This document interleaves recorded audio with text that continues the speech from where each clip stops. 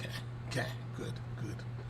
All right. You know, this problem here is that, you know, you wash your hair, but if you don't, like, you know, use pomade or some kind of product, it like falls. My hair is like falling. I don't know what it is. What's going on, everyone? It's Thursday night. Here we are, 8 o'clock. As always, good to see you. Thanks for tuning in. And we're back again making coffee and cigars here. This is the 32nd live stream, and yeah, it's good times to be here. And what is there to say? You know, we're here, and I was just looking at the screen, and I just realized that, you know, like right here, it's really dark. Like, it just becomes black. Like, there's a hard line, like right there, right? And it's like strange. I don't really understand. One of these days, I'm really going to get it set up so that it'll work better. Or maybe I should just go all black behind me. Maybe that'd be a little bit more dramatic. Anyway, how's it going? Thanks for tuning in, and you know, of course, wherever you are, drop your comments down below. Let me know where you are, what you're smoking, what you're drinking. And it's a great day here in Baltimore. The weather is a little bit nicer, although it was a little bit windy today, so it was a bit chilly but windy, so like 50s and windy, so it wasn't as pleasant. Yesterday was a lot warmer. Well, it felt a lot warmer because it wasn't windy and a little more sunny, so I didn't really stay out too much today because it was a bit on the chilly side.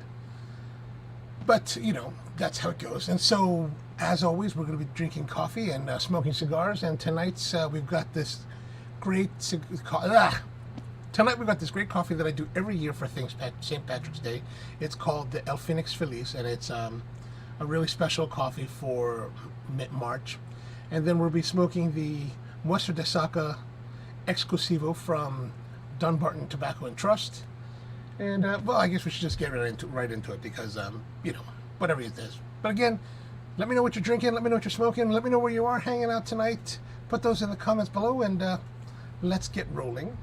So like I said, our coffee today is the Fenix Feliz. And this is a coffee that we started doing at Spro, I don't know, 4 or 5 years ago. And the idea behind it was, how could we, you know, do kind of an Irish whiskey coffee without necessarily making it Irish whiskey. I guess that's the best way to put it. But so I thought about different ways of, like, you know, could we flavor it?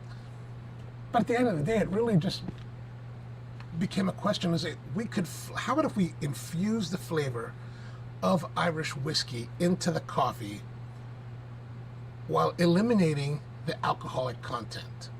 And so, you know, thinking about how we cook with alcohol, namely flambe, what if we flambéed the coffee with the Irish whiskey? And that's really kind of what we eventually and this actually took like maybe 2-3 years to figure out how to exactly do it in a way that worked. And so we're using Teeling whiskey. And really, the reason it's called El Fenix Feliz is because it's actually the Phoenix, the rising Phoenix from the Teeling company. Because after trying different Irish whiskeys, I really kind of came to like this one, personally speaking. And I was planning on drinking some of these with today, but then like I used this entire bottle to make the batch. So yeah, that didn't work out. But anyway, the Teeling whiskey, it's aged in rum casks, and it's really a nice flavored whiskey. So what we do is we take it, we infuse it into the final phase of the roasting process. I'm actually going to show you a video on how we do this, so that you can see. Oops. How about let's go back. Let me do this again. Let's share. Do the application window. All right, there we go. Now this is right at the point after we're roasting the coffee, and it's pretty much finished. We're past the first crack. We're going towards second crack. And I like to bring it right up to the point of second crack to get a little bit more development, a lot more Maillard, a lot more Maillard reaction, more caramel and sugar development, and so we'll pick up right where we, right from there. So as you can see, it's coming out,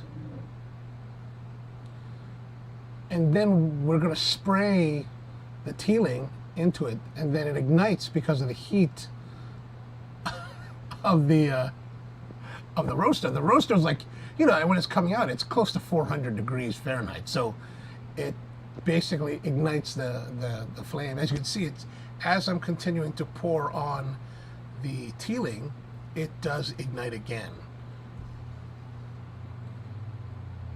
Actually, the very first time that it happened, it did kind of startle me. Actually, it always startles me whenever I do this, so I don't know why. But anyway, so that's kind of it. Like you can see, it does get to be a pretty big ball of flame. It's kind of exciting, you know, it's a lot of fun. But for this coffee, we're using the, all right, let's get out of there. Let's get out of there. We don't need to see my face anymore. What we're using is a coffee from Colombia, from the Risaralda area. It's just a basic, nice wash. It's a clean wash coffee.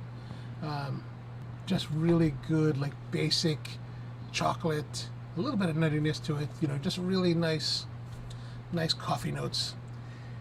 I didn't want a coffee that was too flavored in one way or another. Wanted to something kind of pushing towards neutral that would complement the flavors of the teeling. So we put it in the bag, right? And you can get this on our website, right? And yeah, down at sprocoffee.com. Again, 10% off, OnoLive. Put that in the things and you get 10% off. The entire order, whatever you order online. So we're gonna brew that today in the Bonavita. And this is the Bonavita BV 4000 ID. And it's a hybrid brewer, much like the Abbott Clever. The big difference between this and the Abbott is that this one is ceramic. And so while the ceramic retains the heat better, I don't have a top for it, so, you know, it just dissipates. So, well, that doesn't make any sense. And how it's different is that instead, like on the Clever, there's a valve that you place on top of the cup on the rim, and that releases the valve, or opens the valve and then releases the flow of liquid. This one has a valve, has a little thing here, right? So you just kind of open and close it. There's a little bit of a rubber stopper here, and yeah, so it's pretty good. I got a link in the descriptions below in case you're interested. So we're gonna take the Fenix. I've already pre-ground it in a nice grinder, the Barazza Virtuoso. So the nice thing is that you get a lot of the aromatics of the whiskey, and you get a lot of the flavor characteristics of the whiskey as well. So we're using 24 grams of coffee, and 24 grams of coffee with 350 mils or so of water to brew us a 12-ounce cup. And just regular paper filter, put it inside here, add the coffee.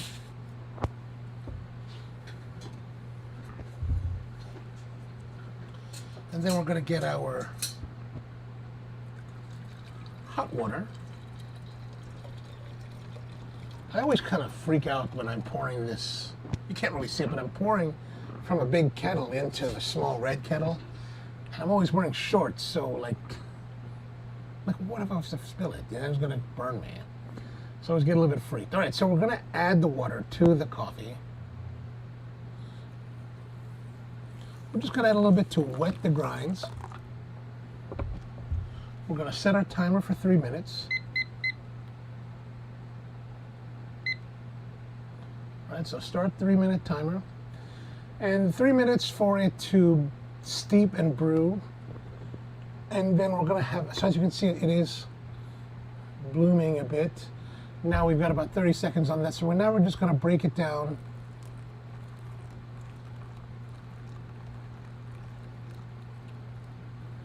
And fill it up to the right point. There we are.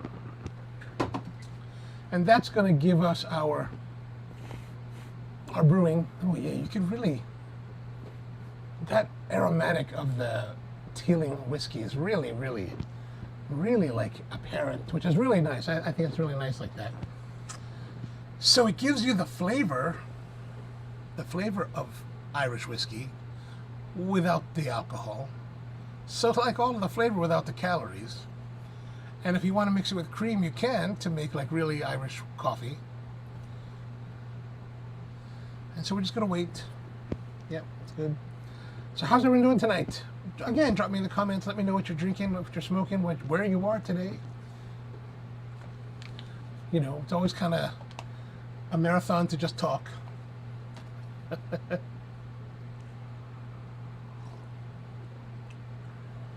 All right, we've got this going on here. How much time do we have left? We still got 1:30. Also, how does it sound tonight? You know, I'm trying this new sound system. I don't know if I've really ever been happy with the way the sound works on the show. So I'm trying something different. I'm going to explain that to you in a little bit more, but yeah. So Rusty says, does the valve close automatically, or do you need to double check before you? You do need to double check because it is a switch, right? So it's not something that closes. You really, it's not something that closes. You really, so I could just open it and it would be disastrous. All right, we're coming up on the last minute.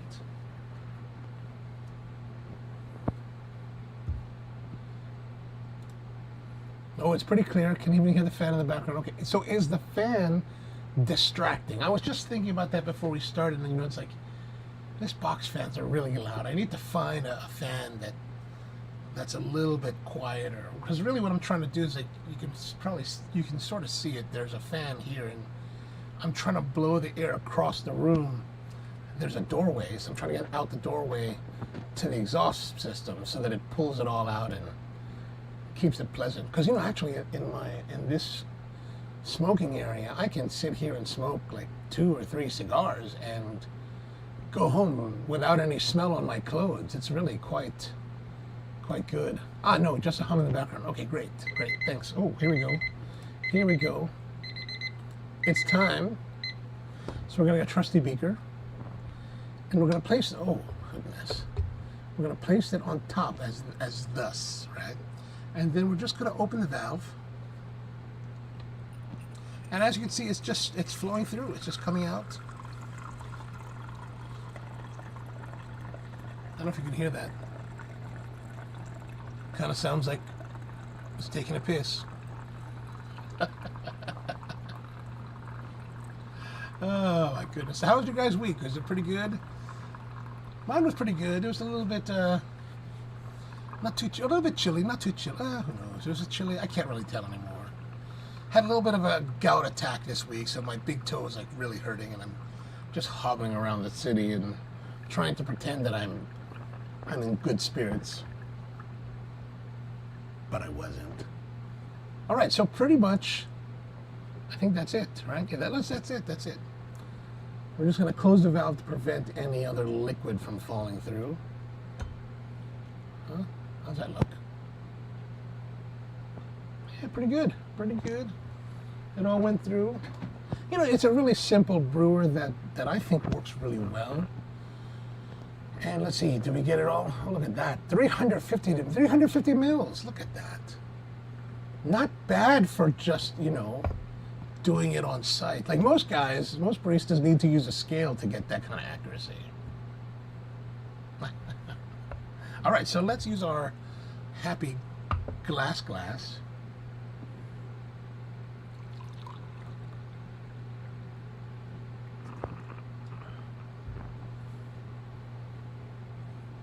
All right, let's try. Yeah, there's a nice roasty, kind of chocolatey, aromatic with some of there's a little bit of volatility from the aromatics of the Teeling, of the whiskey.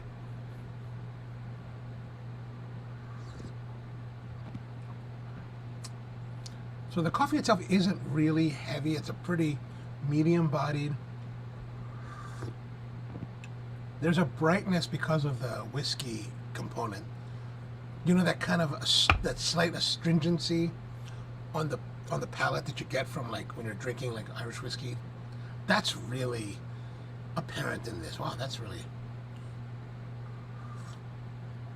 I'm usually kind of surprised when I drink this coffee because every year it's a little bit different because I have to use a different coffee every year, and I never quite know exactly how it's going to turn out. If you're just joining us right now, and I'm drinking the Fenix Feliz St. Patrick's Day coffee using the Teeling whiskey. And if you rewind in the stream to, I don't know, 5 minutes ago, you'll see a video where I show you exactly how we're doing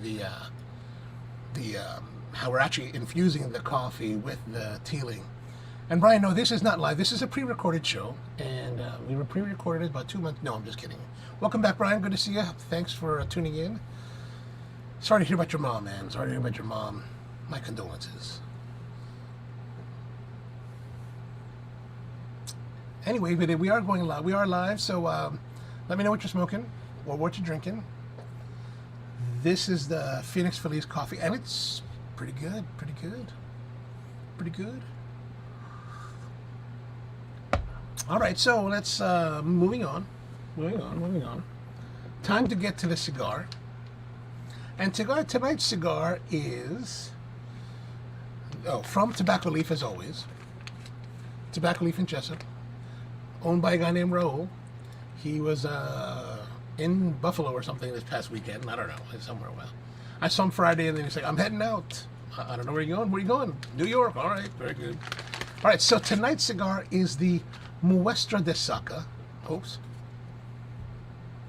I'm all stylish, thinking that I'm stylish, but I can't get it. Muestra de Saka. So this is the Exclusivo, and evidently this cigar is a cigar.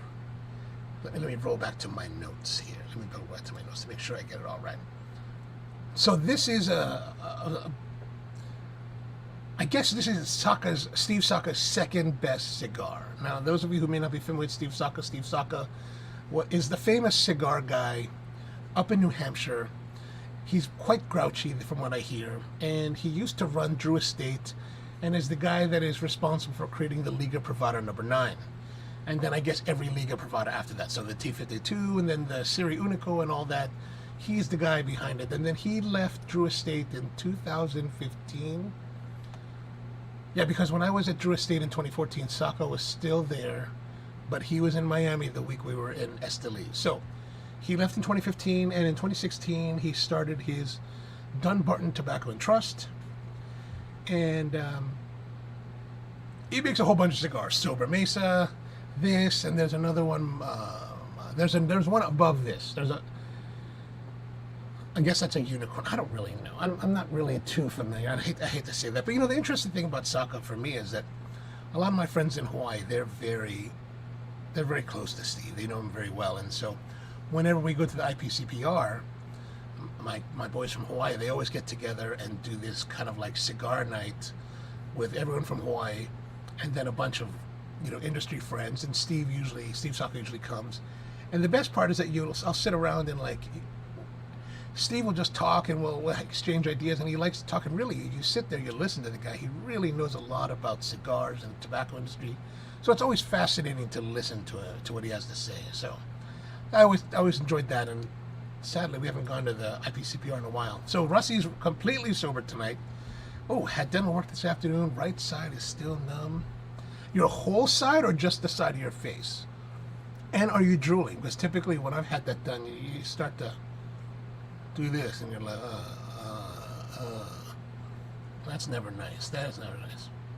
And then Brian's smoking the Romacraft Cro-Magnon. Excellent. That's a good cigar. I was smoking a bunch of Cro-Magnons and on Aquitaines this past week. I like the Cro-Magnon better, more so than the Aquitaine. Aquitaine has this kind of interesting flavor that I'm always trying to explore it. I guess that's the nicest way to put it. Yes, Ricey, you've been there, but you can drink. Might very well dribble down your chin there, brother.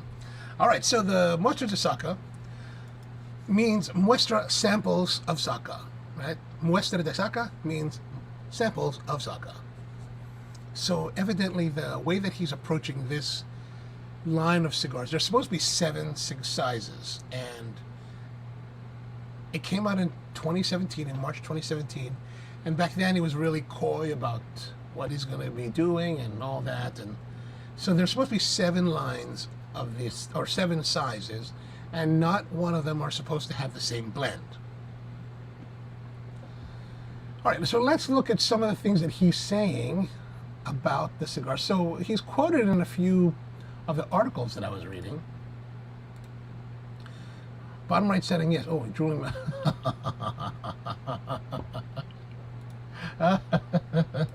Nice, very nice, very nice, very nice. All right, so let's have a look here. We will go and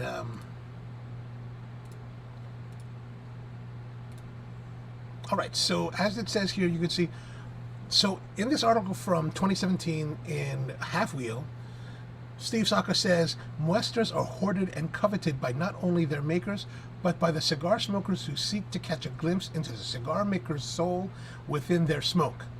Muestra de Saka is just that, a line of unique blends and vitolas made in extremely limited quantities that reflect the blending machinations of myself. To smoke a Muestra de Saka is to embark upon a journey with me in which I greatly welcome your companionship.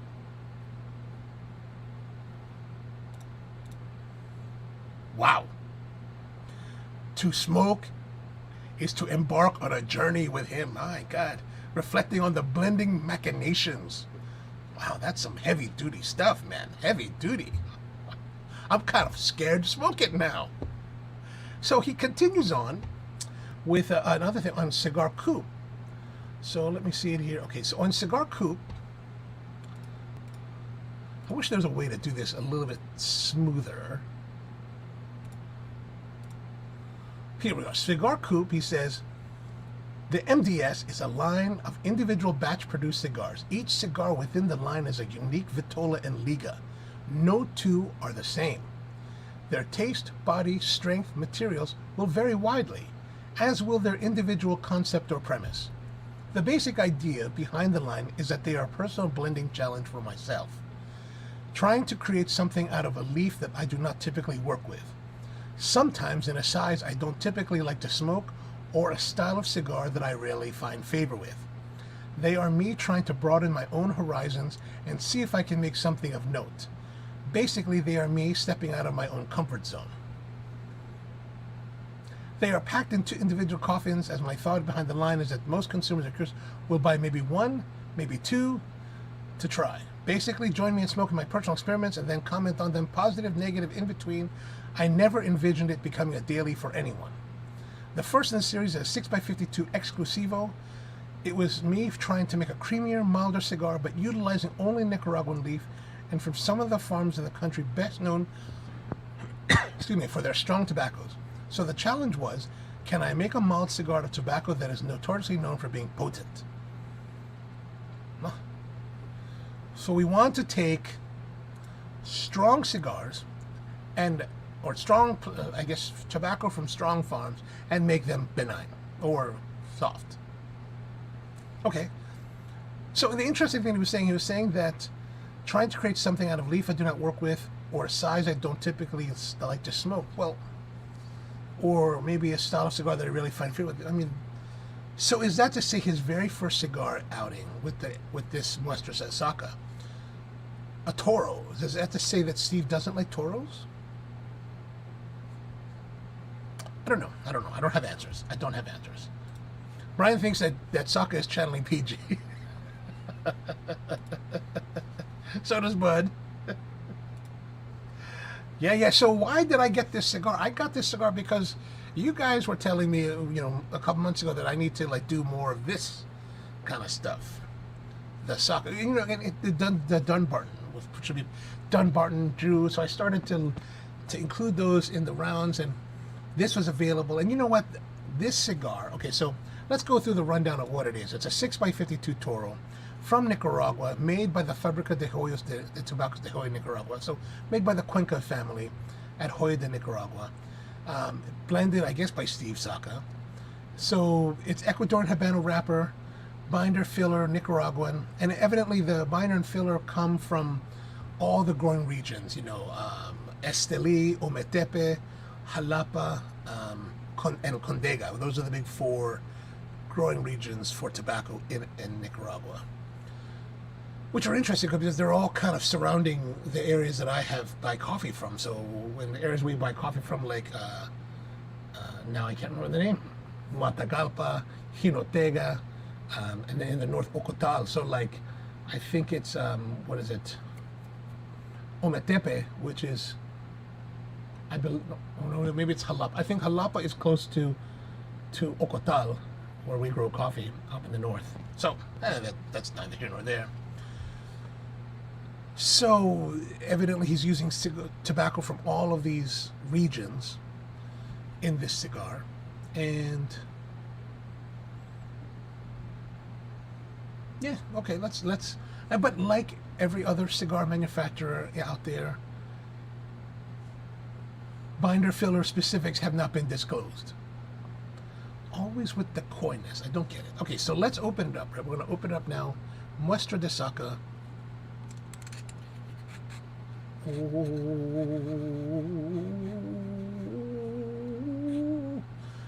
Oh, nice cedar box. So it is cellophane wrapped.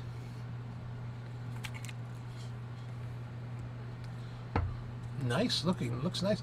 It has this golden ribbon as a footband that says Muestra de Saka Exclusivo in a style that's very much like a Hoy de Monterrey Havana. That line is very clear. So we're going to push this off. So let's have a look at the color of the cello. It's pretty clear. So it's not too terribly old.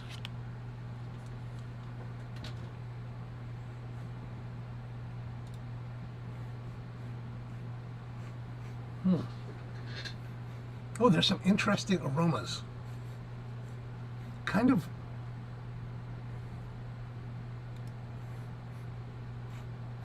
What is it? It's kind of spicy, like a spicy barnyard, like a spicy manure.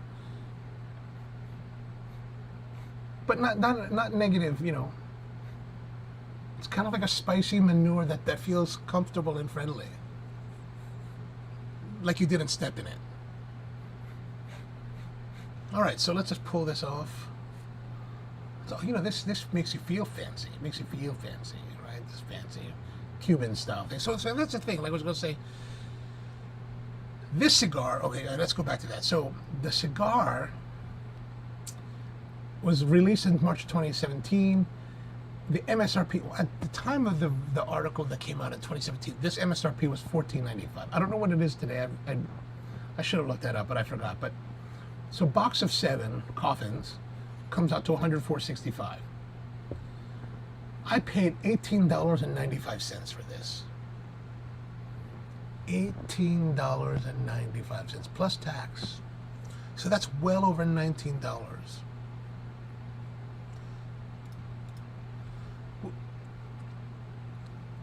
At this price point, like above $13, I start to balk. Like, I start to get nervous. Like, okay, I'm going to hold back. Like, I'm not going to go crazy. But above 15 and then 18 and above, man, I got to be honest with you. I do expect a cigar to be really, really something at this price point. So I'm going to be quite disappointed if it doesn't, if it just kind of does this static thing that a lot of cigars the last couple weeks have done. I'm going to be a little bit disappointed. But the wrapper, right, looks nice. Huh? How about that? It feels nice and a little bit rough, a little bit, I want to say silky, but kind of dry feeling.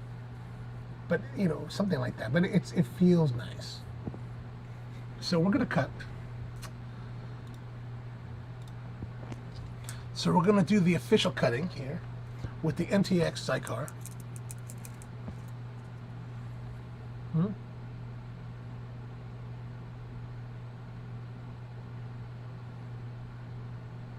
There we go. Oh, it's a little bit hard. It's not that kind of supple. Like it feels like there was resistance, like it was going to slide up, right? Like it was going to slide up. You know how you get that feeling of resistance when you're trying to cut some of this? Okay, so there's the foot, or the cap is cut now.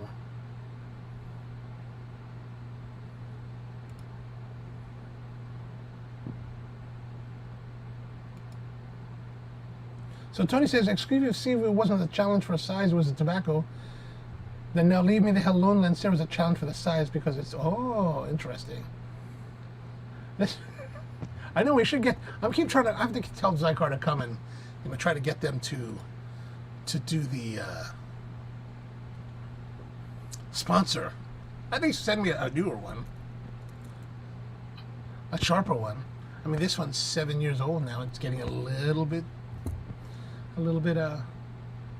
not as sharp. Okay, so got the cut down right. I was a little bit uneven.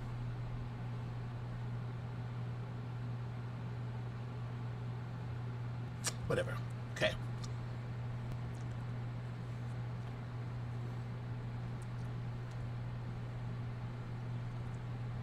The flavor of the wrapper isn't too much. Exactly. Now I'm gonna go to the, like, there's not much, I'm not getting much flavor on the tongue from the wrapper. Maybe a light, right now, maybe a light salinity, light saltiness. But let's go to the light. Oh, the cold draw.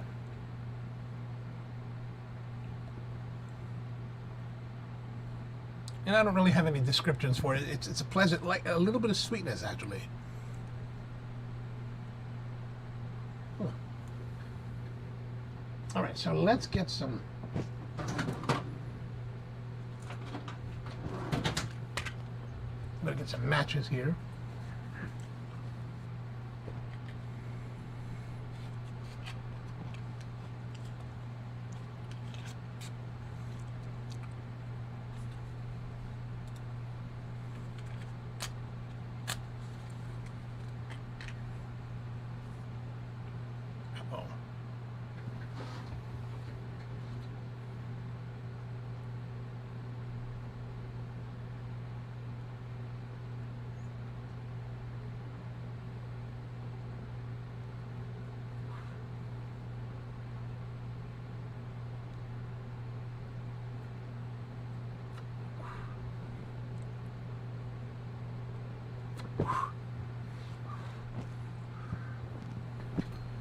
So, looks like it's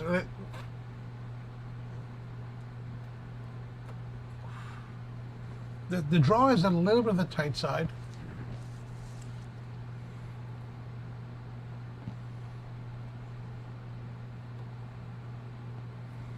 Yeah, it's a little bit tight, not as much smoke as I would like to have, on the draw.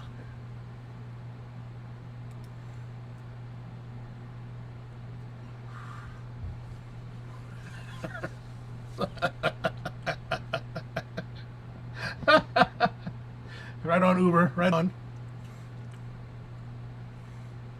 That's a good one, Brian. I like that. The Crow Magnum punched him in the face, so he called Uber and gave him Rusty's address. Perfect, perfect.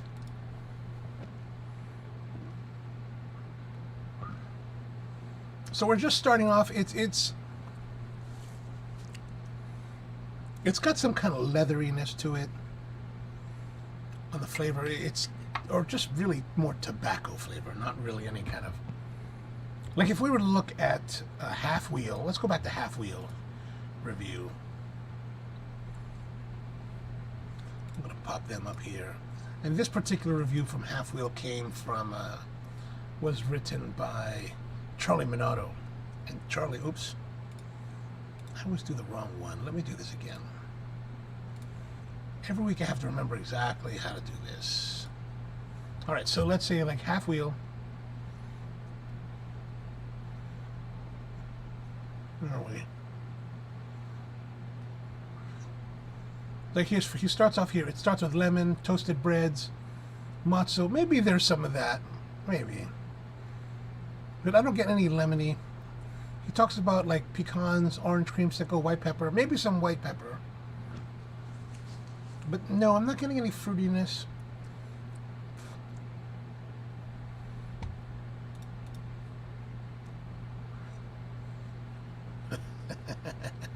I like that.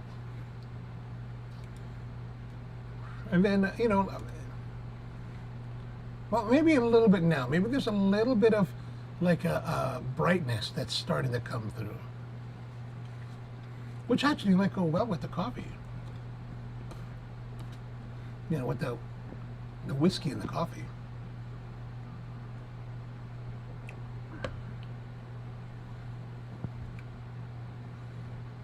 Mm. Mm. Mm.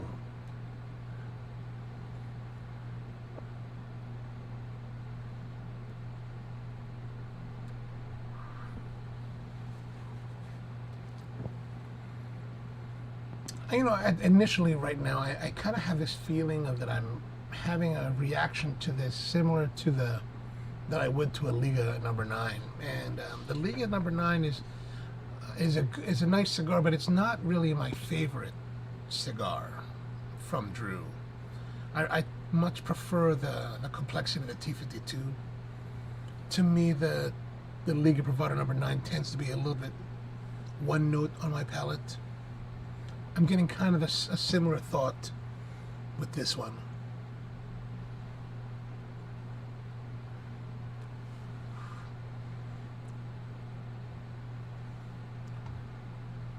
And then Cigar Coupe, what's he saying about it?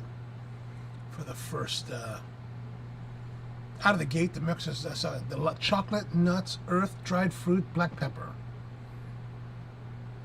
Maybe some dried fruit.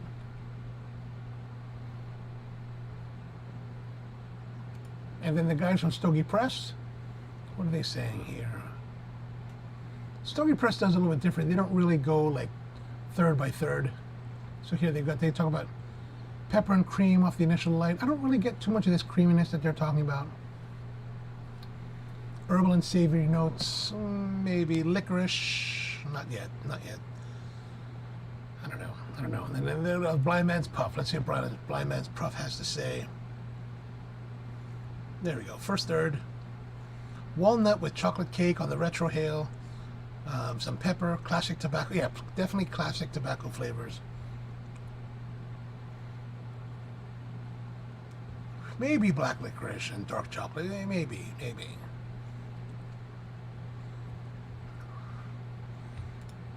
Since I'm bitching about the Liga, Bud thinks I should try the acid line, which is a fantastic smoke that you should. I'm going to give that to you for your birthday, Bud.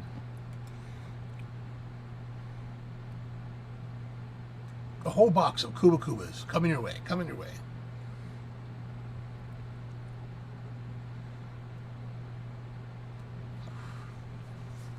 So tonight I'm trying this whole new system of sound. As you can't really see. Actually, you probably can't see it because it's hidden pretty well. But I've got this new transmitter, right, by a company called Rode. It's called the Wireless Go, and it's a wireless lavalier microphone transmitter. And actually, they're a little bit pricey, but I was able to find one used yesterday for like pretty cheap. So I picked it up, and then I ended up today getting a couple pieces of other gear like this kind of this cold shoe mount that allows you to convert one cold shoe into two, and then this splitter cable. So what it allows me to do is that I'm actually running a, what do you call it? I'm running a shotgun mic, a small shotgun mic, as well as this transmitter, and I'm blending it together in the camera. So hopefully that sounds pretty good. I just bought it this afternoon, so I have no idea really. I mean, I did a little test with it, but yeah, actually here, this is what it looks like. That's what the camera set up with the transmitter and the cables and everything. So it's so hopefully it sounds good. So I'm trying to get ambient with the on-camera mic, and then a little bit tighter sound with the thing. Okay, good. Oh, so Brian says it does sound good. Okay, good. Perfect. And hopefully it doesn't freeze anymore for you. And Tony says there's a lot of description for the first quarter of it. Yeah, there's a lot of description. You know, trying to be all fancy. Make it worth your while here to sit down. And Brian says a slight hum. I guess that the hum, does it sound like the fan? There's a box fan just out of frame right here that creates, you know, box fan noise. So that's pretty loud. Or is it more of like an electronic hum? That would be a... Am I sure those aren't COVID beer? Well, one never knows. One never knows. So it's going. Not bad. So the fan. Okay, good.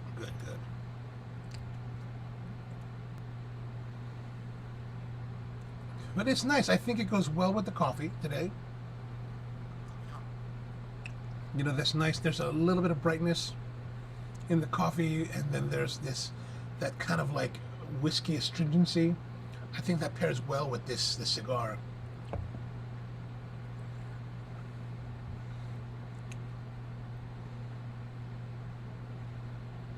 I'm waiting for the cigar to like come to life and like do something exciting.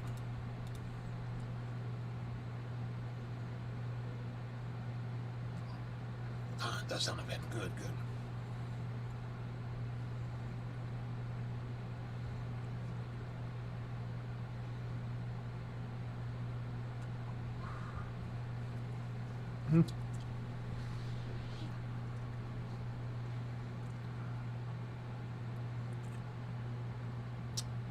There's a little bit of maybe citrusy brightness on the palate at the moment.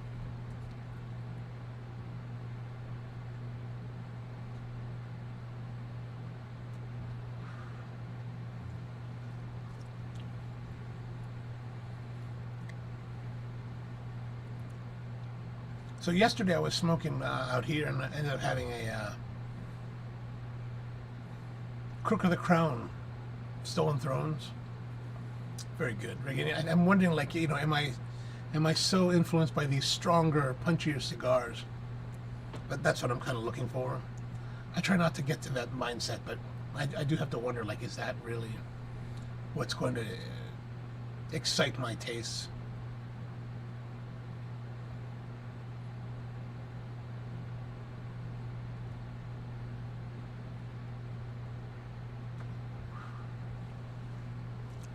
Yeah, the draw is a bit of it's not tight, but it's definitely not loose.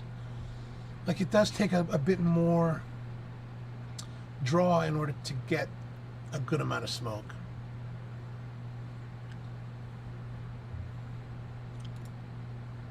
Still game. What is that?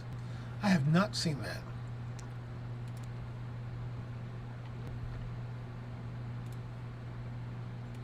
Still game.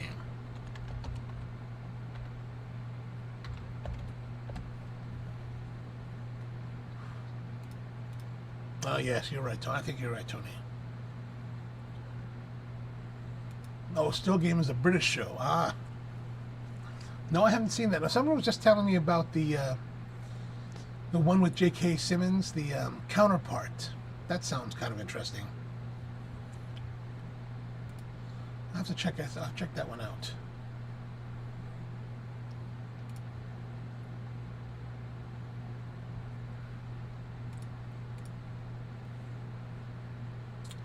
Yeah, that's probably a good thing. That's probably a good thing, Tony. Like, I tend to go pretty fast. I need to slow down. Actually, I think I do the smoking. The smoking I do on the show is much slower than the smoking I do in person.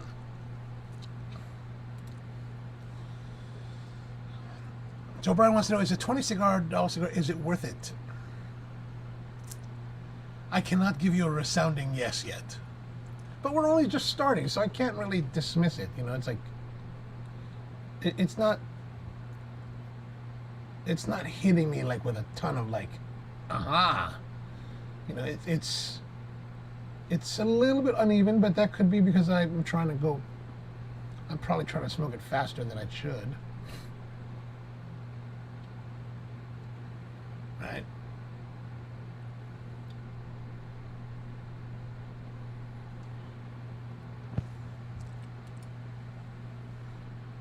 I think it's still too early to determine whether it's worth it or not.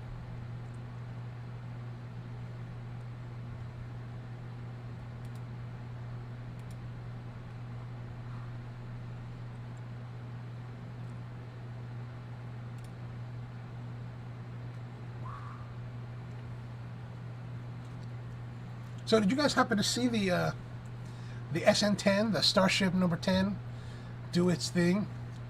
I don't know if you saw. I want to put that up here because I was pretty impressed. I tell you what, of all the people in the world that are alive today, I am most jealous of Elon Musk, mainly because he's going to be the one that's going to be remembered for the rest of like generations. So here it is. Let's see if we can get this to on the start. landing pad in Boca Chica. So it's coming down. Look at that.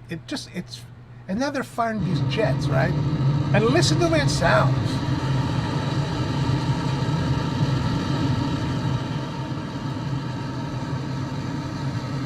I don't know if you saw this yet, but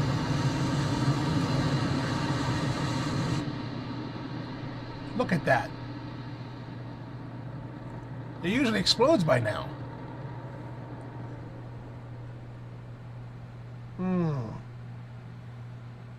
That's pretty amazing.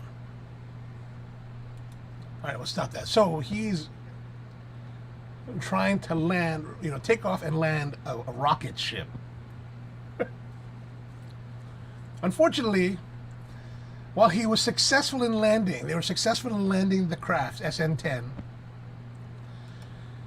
They were not so successful in getting it to stay. Here's something else. Exploded minutes after touchdown. For Musk, it was mixed news. The Exploded minutes. Carbon to the Moon and Mars. Let's say that again. It was the company's third attempt at a vertical landing, but it still ended in flames.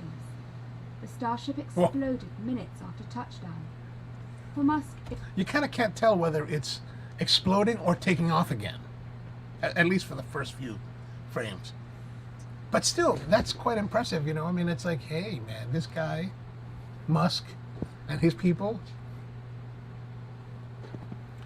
I mean, it's like watching stuff of like movies. Like in movies you see like stuff landing all the time and taking off and no big deal, like as though it's normal. But then like to see it in real life, like this isn't normal. Like we've never been able to do that.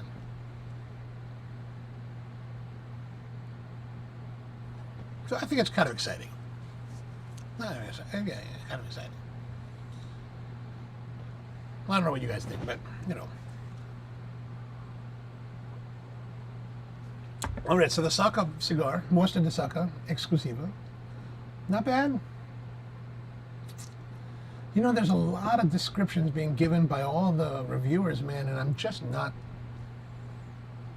It tastes like tobacco, it's got good tobacco flavor.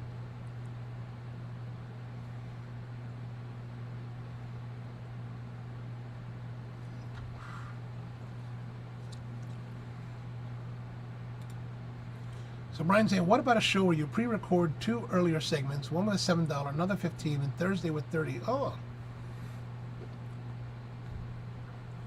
I might have to look into that. All right, that's a good idea. They're too much. Yeah, got to cut down the hydrogen there, Elon. Just listen to us here on the Coffee and Cigars live stream. We'll tell you exactly how to make it work. So it's getting long, so we're getting through the first third. I'm actually starting to get to the point where I'm like wondering, could this fall off and should I tap it?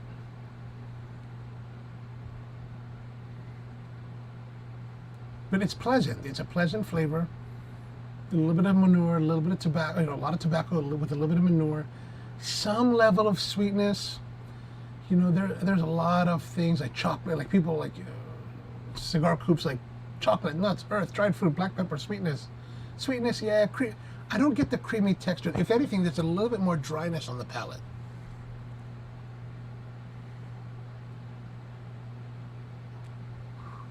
You could say there's some dried fruit, because there's that little bit of sweetness coming through.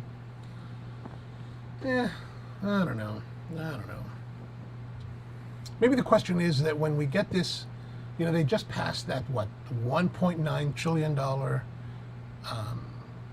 stimulus package, right?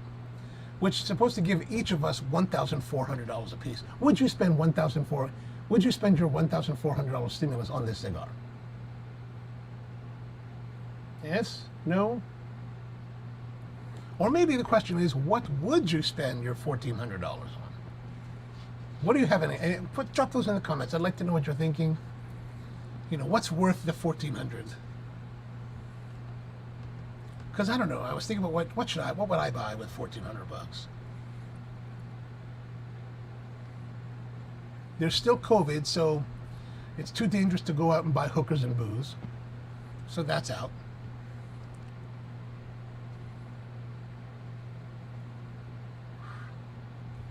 I mean, at $18.95, let's see. At $18.95, let's just say $19.50 for good measure. $1,400. I could buy 71 of these cigars, or almost 72 cigars.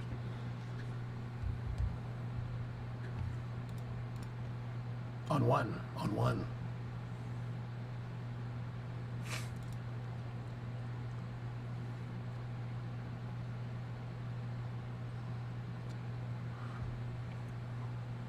I could buy a camera. Maybe I could buy, no, but I've got camera. I don't need a camera. All right, so it's getting long. And it's not focusing. All right, now it's focusing. It's getting long, so therefore, I don't want it to spill on me, so I'm gonna tap it out with the official Romacraft ashtray. Thanks, Mike Rosales, appreciate that.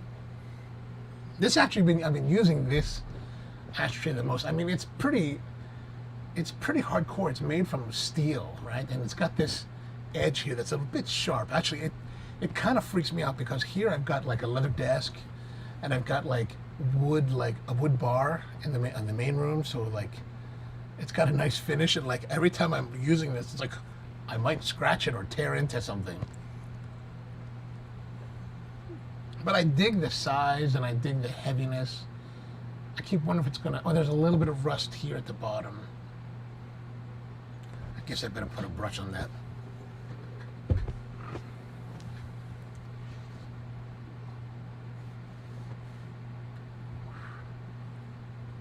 That tap actually kind of seemed to help. There's a little bit more of there is a little bit more brightness. Maybe that could be described as like a citrusy, orangey sweetness to it. It's a little bit of a dazzling on the palate at the moment.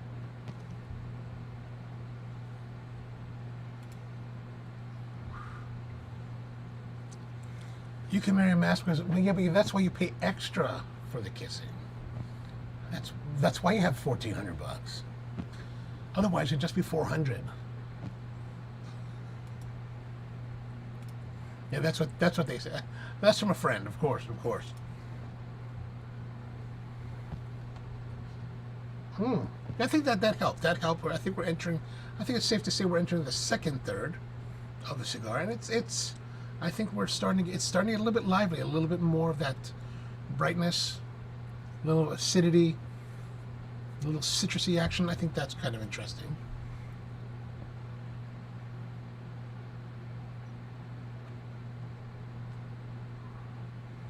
The draw is getting slightly easier.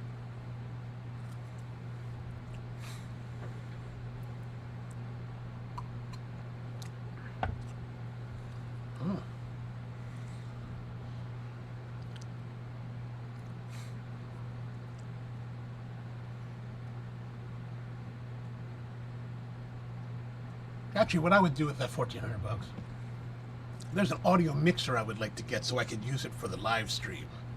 Actually, everything that I would like to buy is for the live stream to make it a little bit nicer.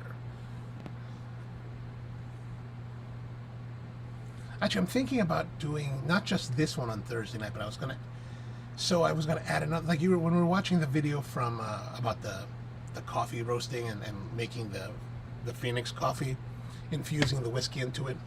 That's from the other channel, Spro Coffee, on YouTube. And so I wanted to start on. I was thinking about doing a weekly live stream on Saturday mornings on the Spro channel to really just focus on like coffee and coffee questions and coffee brewing and anything coffee related, like for an hour, like on Saturday mornings. So I'd like to get a little bit more use out of the gear. Ooh, Brian's got 2,800 coming to him for traveling. Where would you go first?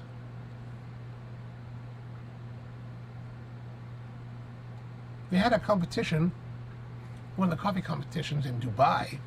They asked me to go there. It was supposed to be held it was being held at the end of February. So they called me up and they're like, hey, can you come out? And I was like, no, I can't go there right now. Too risky. Maybe after the vaccine.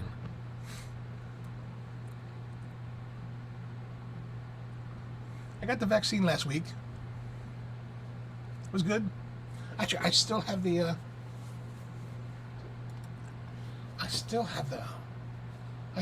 taken that off. Actually, I'm really surprised at how well that Band-Aid worked.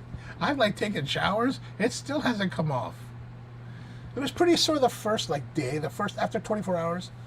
So I got it Friday. So Saturday it was a bit sore, but only around where I got the needle, not nowhere else. I mean, the government sends me a daily questionnaire to answer about how you feeling. Do you feel ill? Do you feel this? Do you feel that? And I was like, no, I'm all right.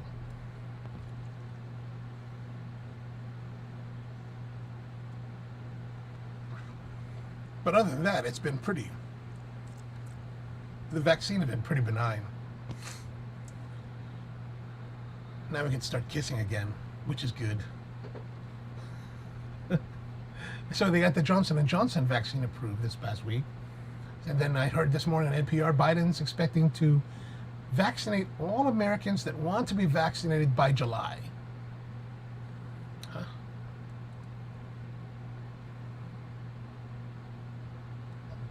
And in response,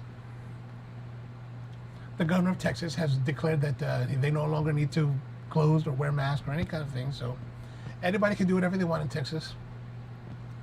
I guess that's to make up for the lack of heating and electricity the last couple weeks.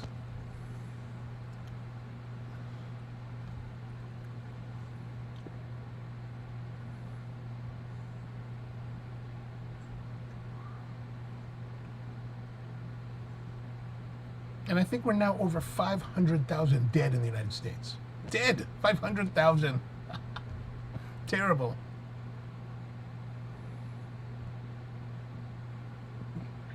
The crazy thing is that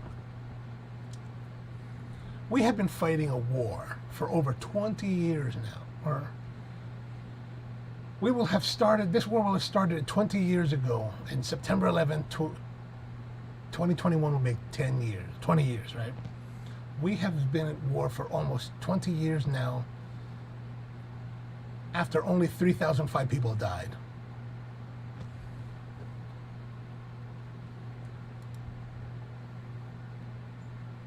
Deep in the heart lungs of Texas. Thoughts and prayers, thoughts and prayers.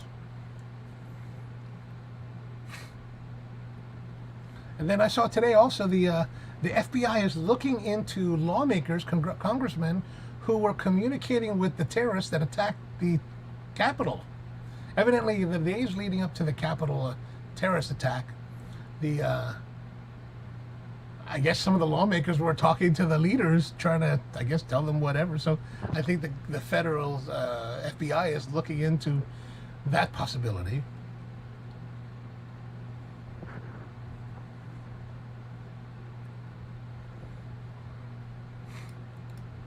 $20 billion a month for the first 10 years of war. You know, the smart money would have been to be Like we've been talking over the last several weeks about the whole Reddit and GameStop. You know, people making money there. Really, the money is in McDonnell Douglas, is in Northrop Grumman, Boeing, any of those defense companies. That's where the money has been for the last like 20 years. If you had invested in those, you probably would have made a hell of a good money right now.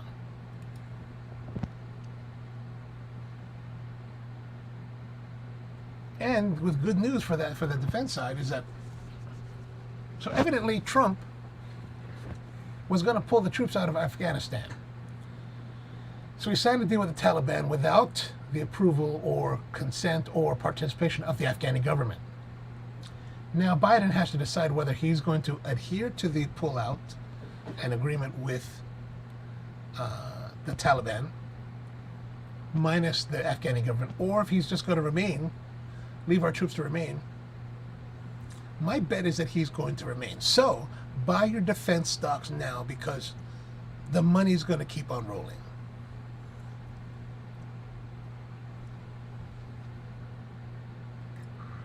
Nobody really wants to end the war. There's too much money to be made. All right, so what else is coming up here? Ooh, Coming to America 2. Coming to America. It's not 2, it's just Coming to America. Starts tomorrow on Netflix or Amazon Prime? Prime on Amazon Prime. Actually, I got the video here. I was going to show you the video, the trailer. Let me pull that up here so we can see it. I haven't watched it yet myself.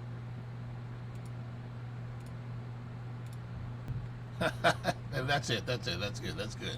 I think that looks pretty good. Yeah. Brian, I agree with you on that. I think it looks pretty funny. So I'm looking forward to seeing that tomorrow. So the cigar's still continuing. The citrusiness to it has continued, and then that's kind of interesting.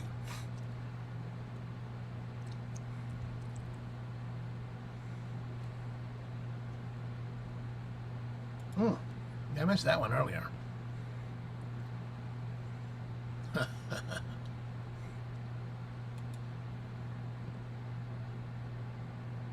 Yeah, the citrusiness, the brightness in the cigar now is actually quite interesting.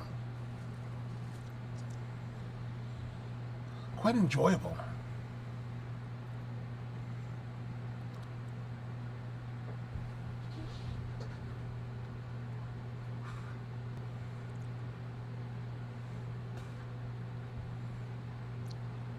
So evidently there were over the last couple days or several weeks, maybe several weeks, there have been over 17,000 tremors in Iceland.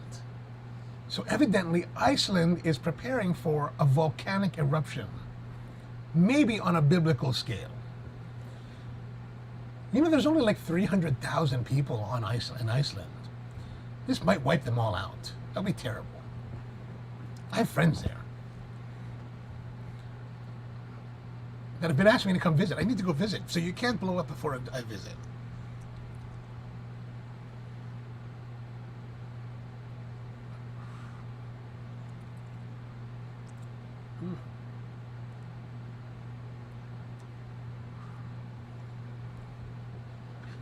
Yeah, it's been pretty good. It's been pretty good. If we adjust, there we go. Adjust that a little bit. It does look kind of odd with the black, huh?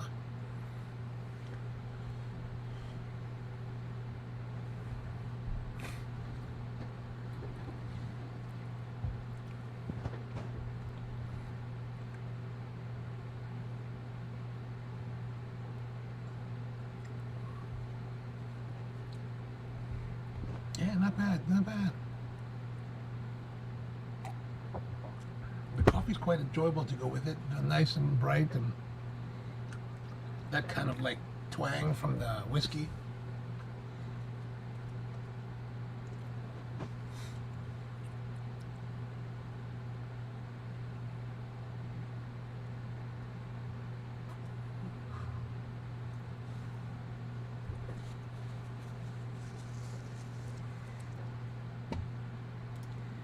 Yeah, the black is kind of odd.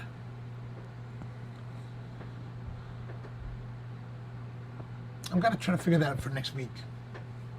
Maybe go tighter. I don't know.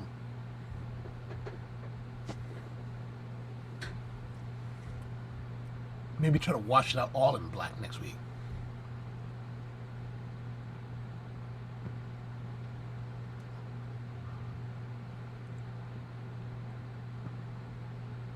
At least the days are getting longer. Actually, there'll be a time when will come when the 8 o'clock start time will still be daylight. Maybe we'll do this outside.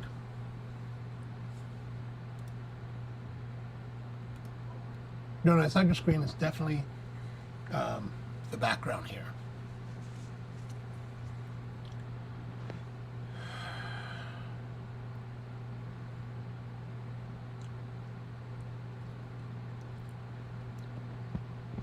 So as much as it has a unique and interesting twist to it, there's always that question, like you were asking earlier, is it a $20 cigar? Is it worth 20 bucks? And I still don't know.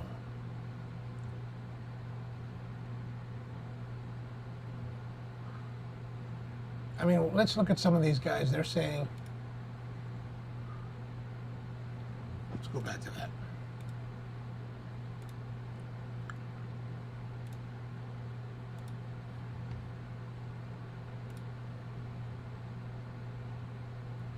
I mean, like, for example, here, half wheel, 91. And it's interesting what they say here.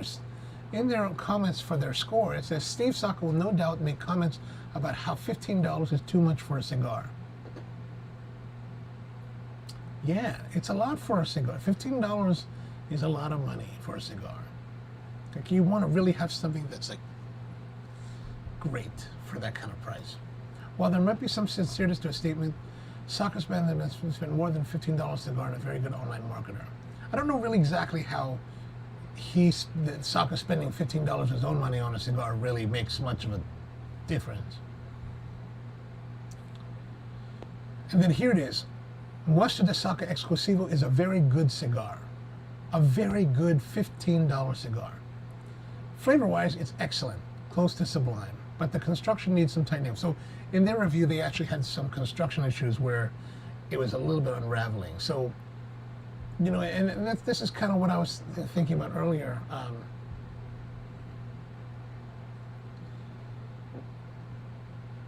Or, I mean, earlier in other shows, is that, you know, they describe it as very good. And a very good $15 cigar. You know, when you get to 90s, above 90s, that's really in that more excellent range. When you just, if we just think about descriptives for it, very good is like 80s somewhere. Now, now in the words here they're using, flavor-wise, it's excellent, close to sublime. I mean, that's high praise. That's when I expect to see 90s. But when you say very good, plus excellent, even though you're saying sublime, but then you're also saying that there's problems with the construction, so that would bring it down. I don't know if it's really going to be. I don't know if 91 is truly reflective of what they're saying. Then let's look at Cigar Coop. Cigar Coop gives this a box-worthy rating with a score of 93. So let's look at his final thoughts. He said, there's a lot to like about the Exclusivo. It has very nice transition, creamy sweetness early on, more spicy profile. I can kind of see that. Like, for me, it hasn't really been a transition from creaminess. It's been a transition from more tobacco, maybe some leather, into currently a bit more acidic and bright in that respect. It hasn't been that his experience. And then he says some people express a desire for the cigar to be fuller in terms of strength of body. I think I'm probably one of those people that would be more that I would like to see more punchiness to it. Medium profile works perfectly with the flavors delivered. Like, it's, yeah, medium profiled. It's delivering a nice experience.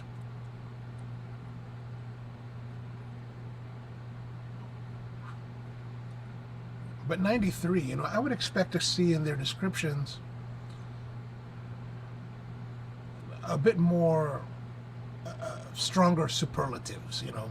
He says the finish is excellent, burn is excellent, draw is excellent. I mean, yeah, maybe, but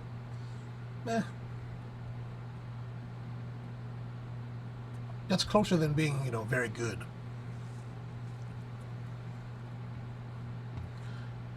Ryan says it has complexity because it's always changing. Yeah, that's true.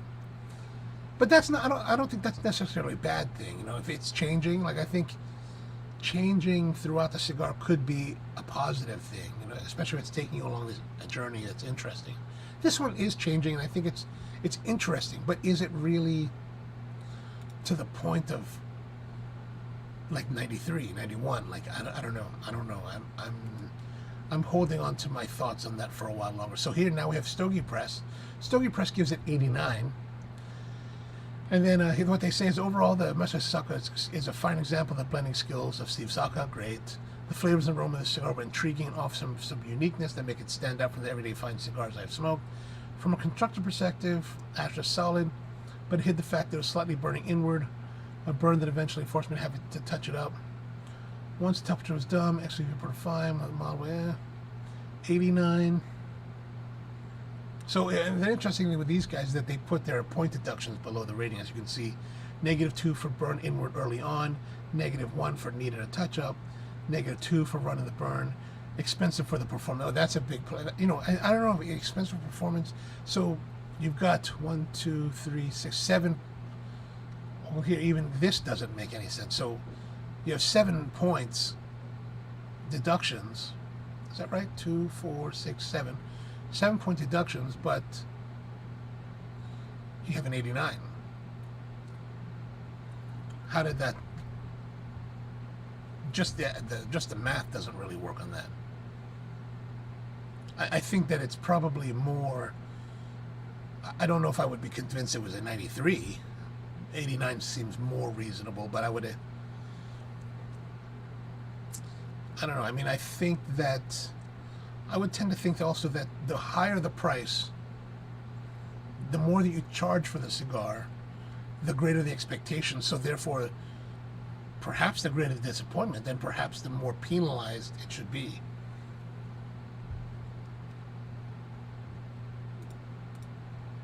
And Brian says 89 is not a $20 stick. Yeah, I mean that's a hard argument. I mean, I think where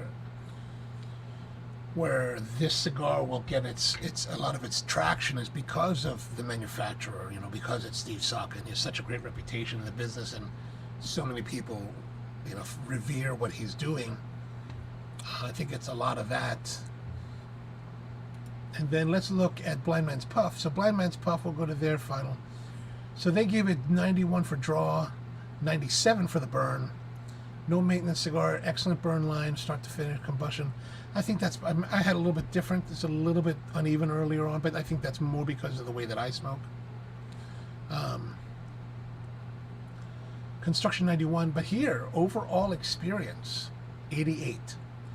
I think let's see where they a flavor 88, flavor 88. Here, these seem to be a little bit more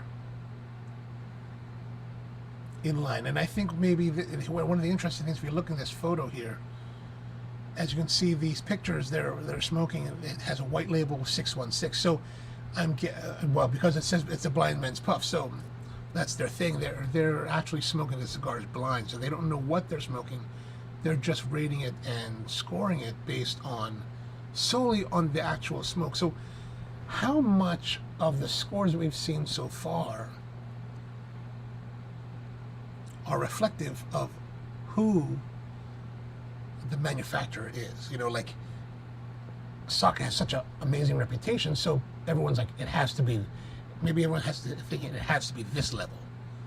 So if they don't give it this level, then they're doing something wrong. Where I'm guessing in this case, you know, 88. I mean, that seems more reflective to what I'm experiencing. I mean, let's have a look at what they're saying. So black licorice, dark chocolate, I'm immediately greeted by these flavors, deep and bitter for sure. I don't know if it's very chocolatey for me, but just And then the second, third, cream butter, some meat flavors. I didn't really get any meatiness to it. Hickory nut, campfire, toasty marshmallow. Yeah, I can see some of that campfirey maybe. Really light. Caramel, not so much. But I think that's more in line. So let's look at their overall experience. And Brian said 89 out of 96. Yeah, that's for sure. That's for sure. And he just smoked a box of Padron 64. They're very good. Yeah, you know, and that's the one thing when you talk about, like, let's say Padron 64s, those tend to be very, very solid cigars overall and consistently. All right, so let's have a look at what Blind Man's Puff is saying. You know, so he thought it would be, so this guy Eric says, thought it would be nice and bold cigar, lots of flavor. Start off very mild with nice licorice and dark chocolate flavors. Yeah, licorice, that's probably more of what I was tasting early on. Good cigar. See, here's a good cigar, not very complex. Flavors are good, enjoyable. Smoke had no harshness. Would smoke it again. Recommend it. And then this one guy, Adam B, the last guy, he says him up for him. He tends towards cigars that are full of flavors and pack a punch and strength. The cigar's right up his alley. Oh, interesting. The impressive slow burn that produces plentiful smoke. Definitely a slower burning cigar. I don't know if it really produces a plentiful amount of smoke.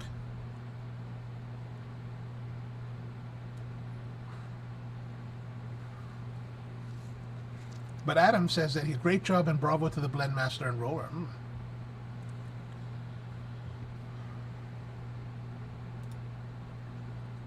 Tony says, but still, you're talking about Tony the 64, is that correct?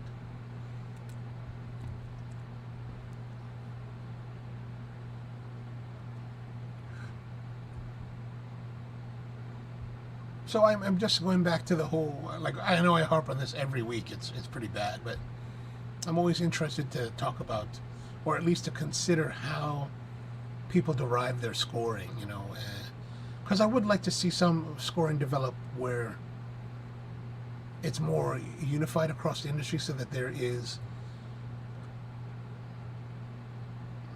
easier understanding of what to expect from a score. Ah, yes, okay.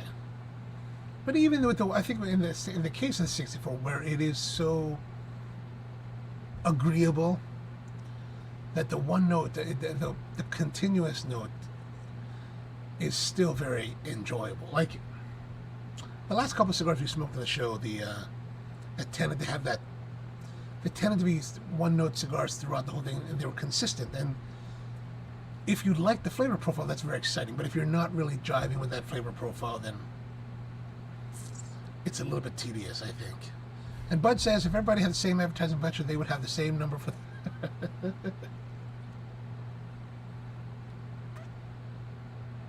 So true, so true, so true. So true, funny how it seems. But we're still smoking. It's smoking relatively well. We're still, the burn is even. We're really entering the last third, the third third. And it's pleasant. The palate is a bit dry now. It's not offensive. I mean, it's a pleasant, enjoyable cigar that has some nice, bright notes to it. But it's still when you're at this price point, I always think that you have to go back and you can't help but to ask, like, man, is the juice worth the squeeze?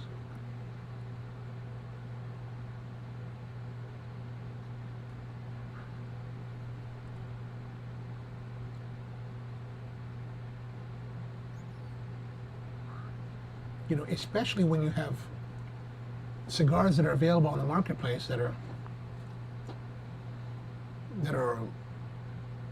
more affordable and with great complexity and in many respects more enjoyable. And I think the Blind Man's Puff is interesting because how differently would you perceive this cigar if it didn't come in this box with this and you didn't know the name of it? I think that's a good question to ask for, evaluation, because when you do have certain expectation, then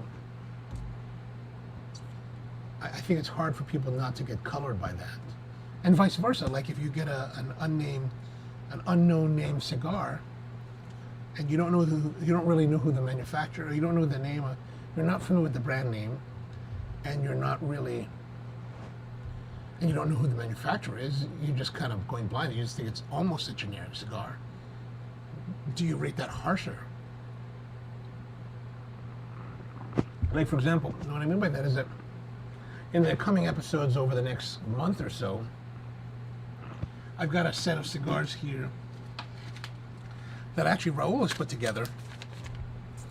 And this is a 1, 2, 3, 4, 5. 1, 2, 3, 4, 5. This is a 5 cigar set of cigars made. Well, I won't go into what these are. Raul has this set that you can buy now. It's a 5 cigar set. It's called the Amplify Sampler Pack, and there's 5 different cigars from manufacturers that I've never heard of, and we're going to be smoking those over the next month or so. After it comes up in the schedule, I'll update the schedule in the show notes below. But it should be some interesting stuff. So where is it? So there's cigar. We're going to be smoking. So eventually, this will actually mostly happen in April. But it'll be cigars from a company called Drunk Chicken, another one from Tres Lindas Cubanas, then there's the Black Star line, Carolina Blue, and Emperor's Gold. Those are the 5 cigars in the pack, and I thought it'd be interesting to try them because they're completely cigars that I've never tried myself. And so completely new, well, not new companies, but relatively unknown companies, or not really widely distributed companies. And I kind of wonder, one of them in particular, a Robusto shape, has a really kind of like golden Colorado wrapper, right? Like a golden Connecticut style wrapper. And so you look at it and you kind of think that, and it's got this band that's just a little bit simple. Doesn't look terribly fancy, doesn't look terribly sophisticated. So I kind of look at it and think, at first my first reaction is like, oh, maybe that's not going to be very good. But the hard part, the difficult part, the challenge is, how do you separate yourself from either looking at that one cigar, that really light Colorado wrapper, and saying, oh, maybe that's not going to be good, or looking at this and thinking, oh, that's got to be great. Because if this isn't great, when everybody else thinks it's great, then what does that say about, then maybe I don't know what I'm talking about, right? That's always like the challenge. Like even in the coffee industry where we're out, grading coffees in a group setting, like maybe you or maybe I didn't like a particular coffee for particular reasons, and like I may give it a certain score where everybody else is giving it, 5-6 points higher. Why? Do I understand the coffee enough that I can defend that? Or do I understand coffee well enough that I can recognize the problems? Like if we're in a place where there's, oh, this coffee is from this producer, it has to be awesome. Well, what if it's not? Do you have the temerity? Do you have the skills and the temerity to actually stand up and say it's not as good as people think it is?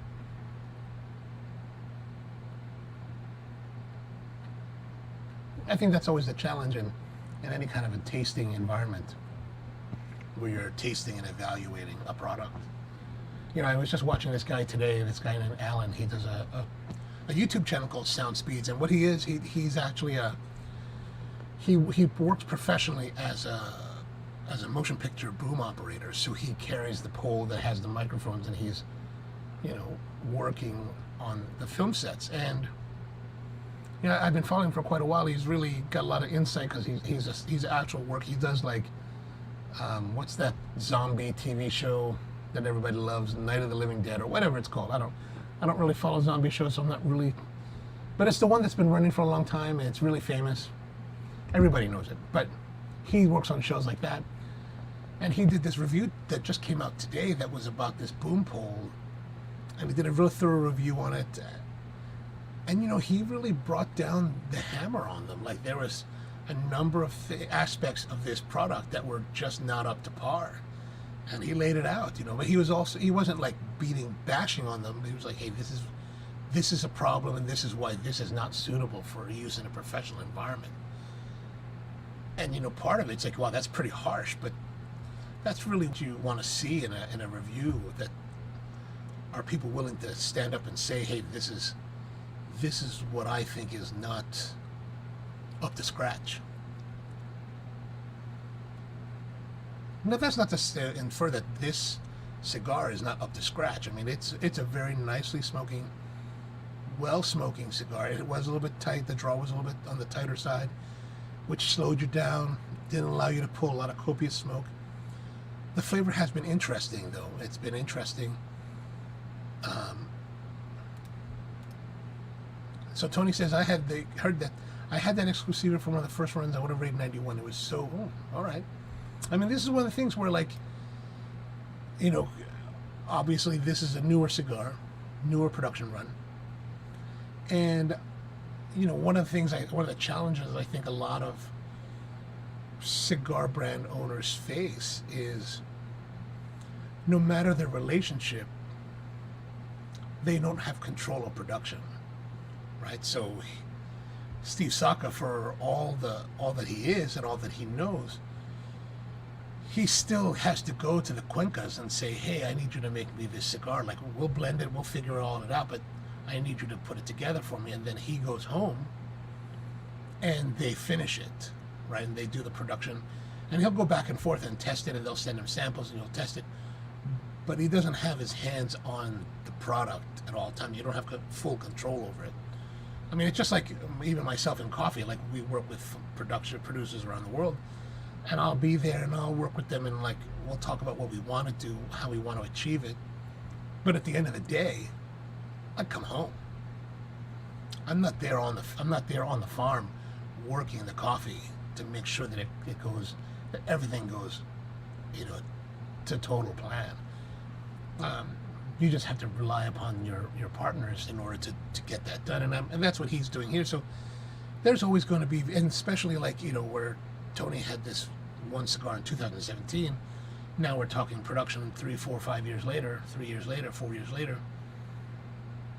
The tobacco they've used for that 17 run most likely has been depleted and has been replaced. So there's going to be variation. While the cigar is going to be very similar and very good, there's no real way to have it be exactly the same, because the crop quality and the crop conditions change year to year. So it's an interesting thing, but I mean, it's got a nice brightness. It's got a nice smooth flavor to it. Actually, I think I'm enjoying it more now that we're in the final third than I have the entire cigar.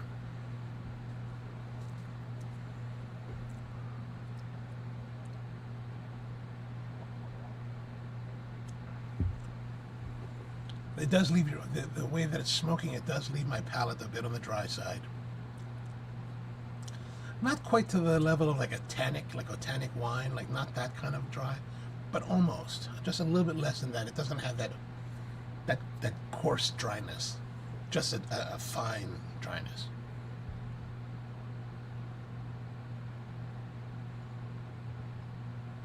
But I would definitely categorize this as a very bright smoking cigar. Like, the flavors are bright and more citrusy notes.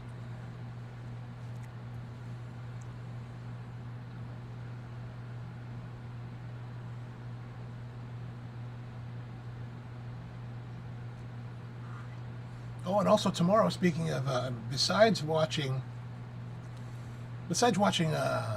Coming to America tomorrow, or Magnum PI, or The Blacklist, or WandaVision, if you go out at 8:15 tomorrow night, you should be able to see the asteroid Apophis.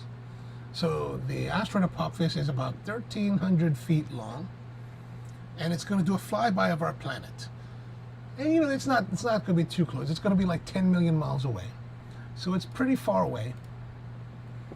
But I guess in terms of cosmicness, 10 million miles is pretty close. But it's 44 times the distance of the moon, so that's pretty far. However, to think about it, if it was out so many miles from here, and if it had a minor deviation, like maybe half an inch deviation, by the time it reached here, it could hit us. Physics.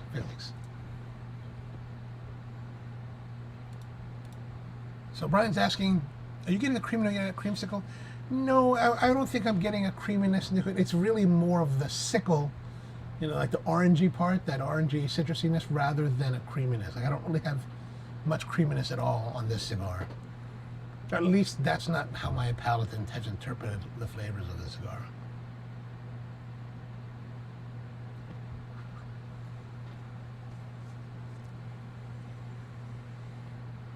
But I do find myself enjoying it now more than ever. I don't know, of course, maybe that could be that I'm just getting to the point where I've accepted the cigar as it is. But do look at the show notes below, because I've got the listing of what cigars we're going to be smoking in the next couple weeks. And if you can get some, grab some, because it'd be nice to, like, ideally it'd be great if you guys could get the same cigars, and then we could smoke them and compare notes.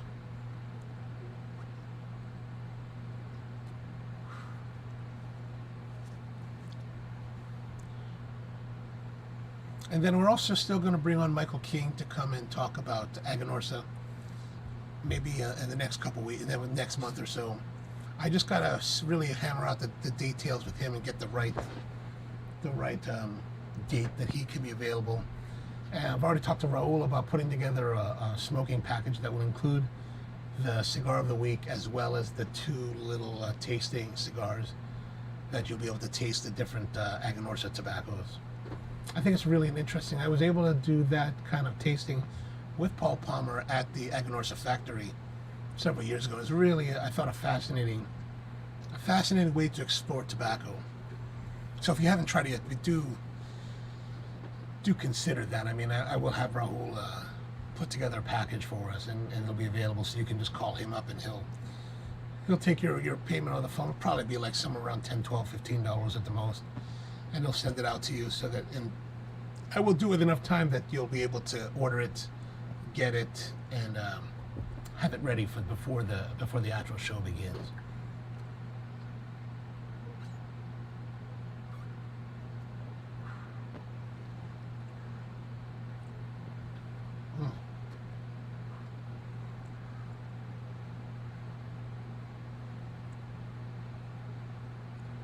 So while Brian was talking about still game,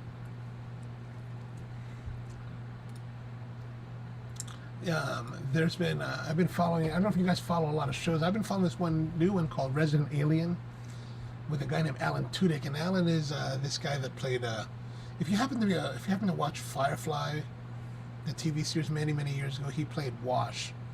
He's been in a few other shows. I don't really know what he's been in, but basically he plays an alien that has crash landed on Earth, and that has taken on the disguise of a human in order to blend in while he tries to either await rescue or find a way to get off the planet.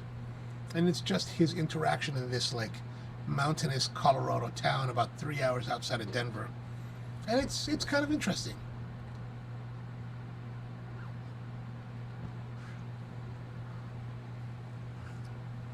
And then there's WandaVision. I don't know if you guys have been watching that. That's getting weirder than ever. Like, it started out weird, it got a little bit more clear, and then now it's still weird again. Not necessarily that that's a bad thing, but it's just weird. I'm interested to see where it goes. Like, if you know anything about Marvel, and I really don't. I only know the movies. I never really was a comic book guy for Marvel. Like, I never read their comic books, so I don't really know the story of X-Men or Avengers and all that. But so evidently Elizabeth Olsen's character, Wanda, is known as the Scarlet Witch in the comic books. And so finally, after all these years of her being in the movies, they have finally identified her as being the Scarlet Witch. So there's witches and there's wardrobes or change of wardrobes, and it's interesting. It's getting interesting.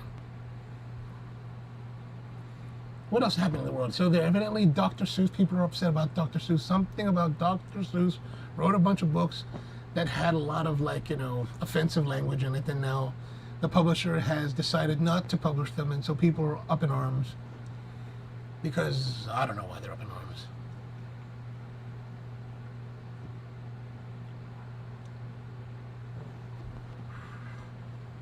So Brian wants to know, what's the name of the weird show? WandaVision? Yes, it is WandaVision. WandaVision is on Friday nights, I believe. Oh, God knows, maybe I watched the last episode last week. I thought it came out on Wednesday. Maybe I should look that up. Let me look that up here.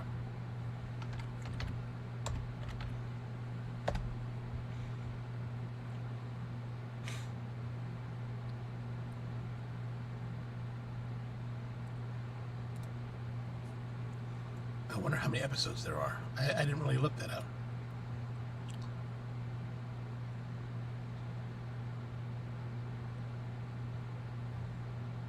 Oh. The Wikipedia entry says there's only 8 episodes.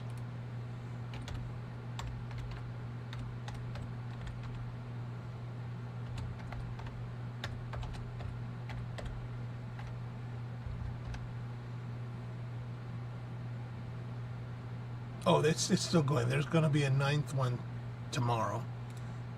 Oh yeah, Brian says Wednesday is Resident Alien. Okay.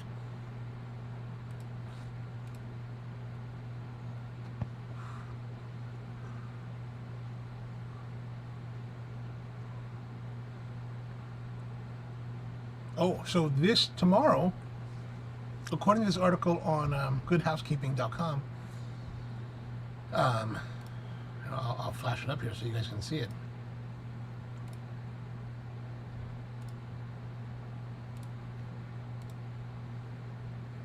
This is it. Tomorrow's the last episode.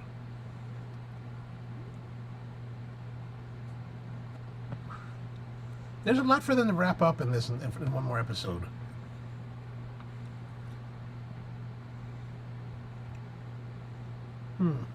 We'll see. We'll see. I guess we'll talk about this again more tomorrow, next week.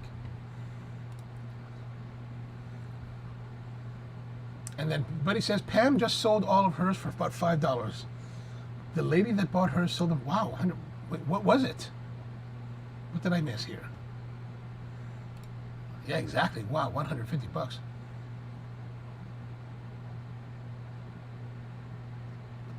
All of her exclusivos?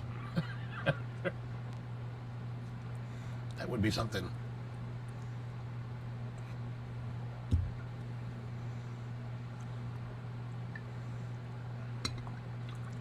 Yeah, but let me know what that. Let us know what that is that they sold for.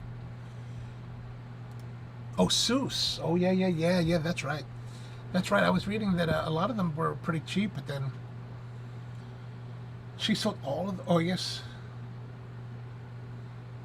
Wow, that's craziness. I wonder if I have any of those Seusses at home. I'm gonna have to look.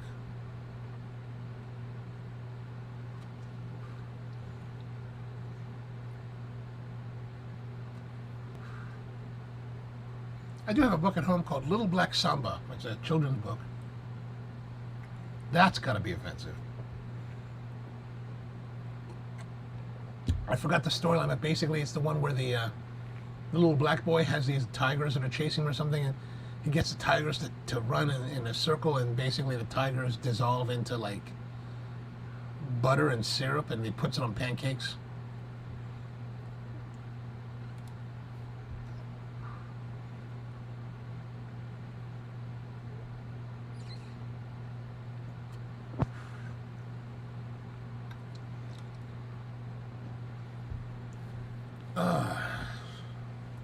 So the cigar coming down to the wire. It's smoking all right. Starting to get a little bit more juicy on the palate now. I think because it's getting a little bit warmer.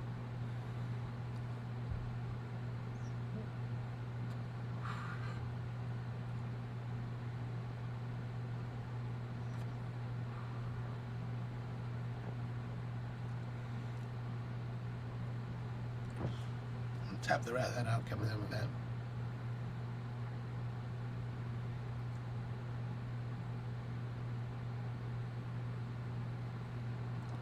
So what you guys been smoking tonight? I know Brian's smoking. I know that Rusty's got his jaw all like messed up.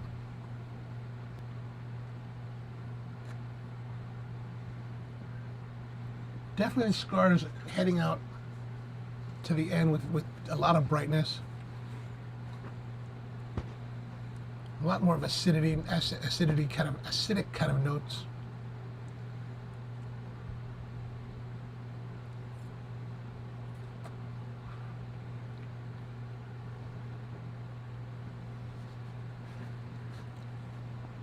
It's not bad. It's not bad. But I guess it's the time to answer the perennial question that we ask here. Would I buy it again? This is one of those times when it's like, it's a question of where I feel there's a bit of a compelling need to say yes because it's a Saka cigar.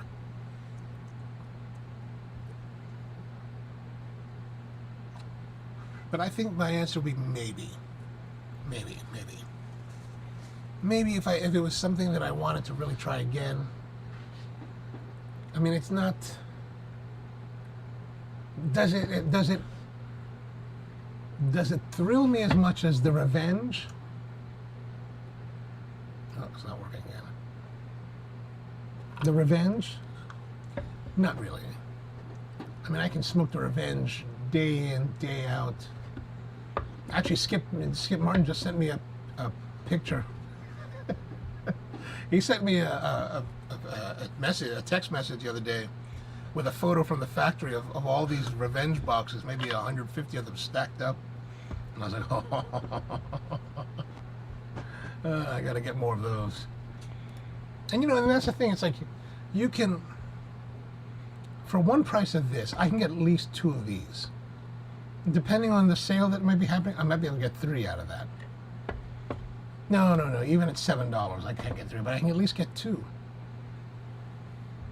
I mean, this has smoked well. It's been almost, a good hour and a half cigar. Where in my normal state, I'll suck down a Revenge in an hour.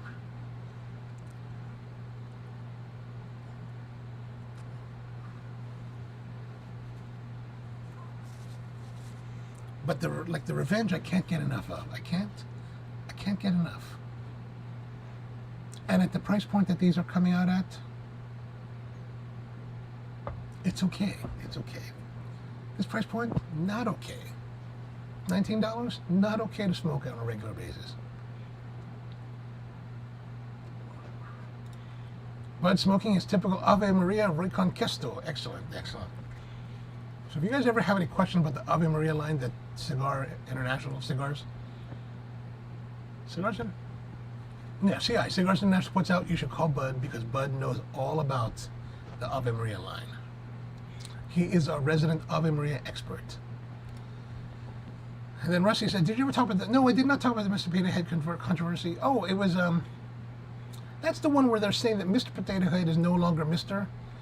Is that right? Like he's not, like I remember seeing some people talking about that online. They were talking about how, something about how Mr. Potato Head gender identifies as a Mr. And then now he wants to gender identify as not a Mr. It's a tuber, for God's sake. I'm not too worried about it. There's always been, actually, if you think about it, from what I recall of my childhood, Mr. Potato Head, he's always been rather androgynous, right? Like, if I remember correctly, like when you bought the Mr. Potato Head, didn't the Mrs. Potato Head pieces come with it as well? So you could kind of mix and match.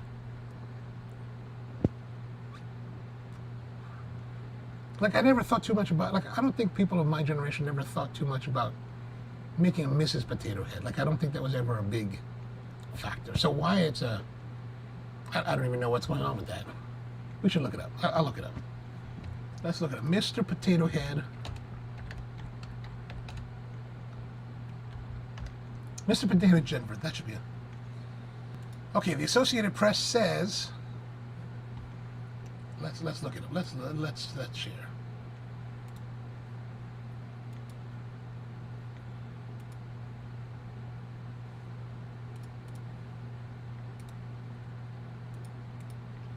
Brian says all about the pronouns, and he had a pipe. Mr. Potato Head did have a pipe.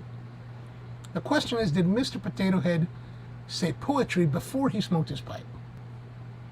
Recite poetry. So here it is, Mr. That's not the Mr. Potato Head that I grew up with. That's a very hipster Mr. Potato Head. This is when Mr. Potato Head was born in 1990. Oh no, I guess he was born in 1985. So it says Hasbro created confusion Thursday when it announced that it would drop the Mr. from the brand's name in order to be more inclusive, so all could feel welcome in the Potato Head world.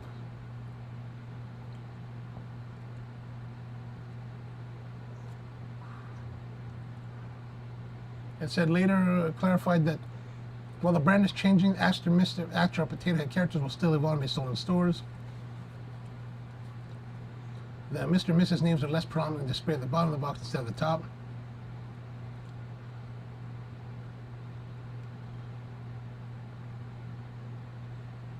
They're looking to broaden the franchise. Do people still play with Mr. Potato Head? Rusty's going to start banning Mr. Coffee. And then why does Barbie have a gender? Yeah, you know, there's no... Both her and Ken are very androgynous.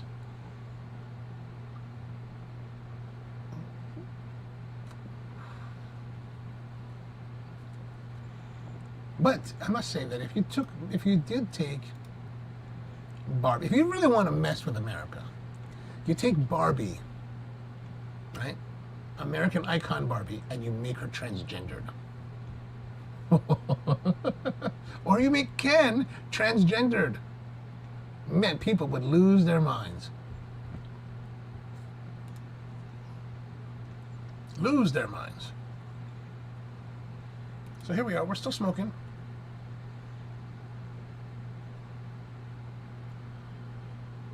You know, I'm not getting the... Usually when I'm smoking a cigar in that proximity, I get that kind of chokiness from the proximity of the end of the cigar to the cap. I'm not really getting that this time. No more phallic coffee makers. No more phallic coffee makers.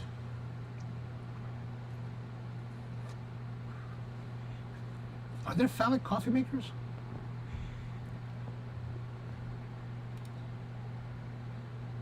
Isn't that Caitlyn Jenner? I think it's spelled with a C. Phallic coffee makers. I guess you could...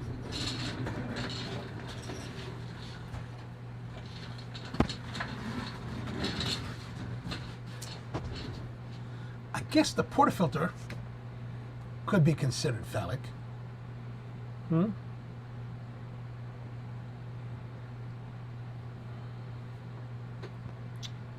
You never thought of that.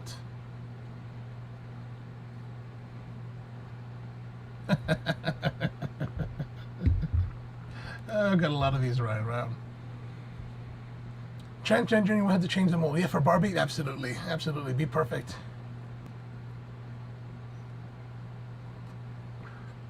So I gotta say, you know, as much as I've been a little bit hesitant on the cigar, it's smoking really well. Even to this point, all the way down. So we're going to continue going on as far as we can. I'm going to knock off the tip a little bit. All right, so now we're here. It's really down to the wire here. Really down to the nub.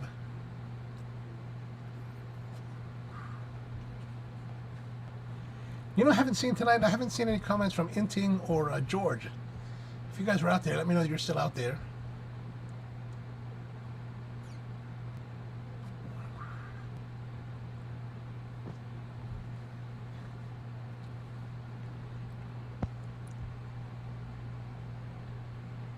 Yeah, the coffee, the coffee we're drinking tonight, the Fenix Feliz, our St. Patrick's Day coffee, has been drinking really well with the cigar the whole night. You know, I don't always get the pairings really well like this. Like, there's only been a few times that the pairings have gone really, really well. This is one of them, so I'm kind of pleased by that.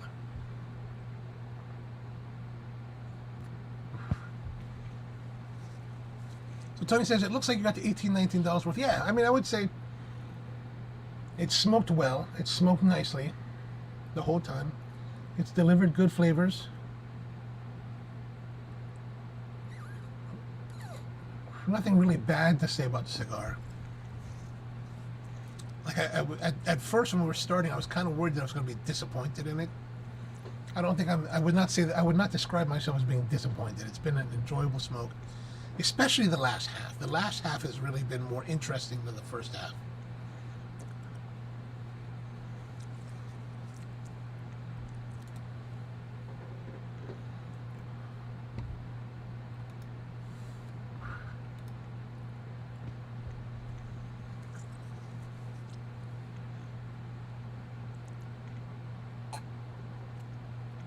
So what would you guys like to see coming up in future episodes? Let me know. Any particular cigars or any particular topics you'd like for us to cover?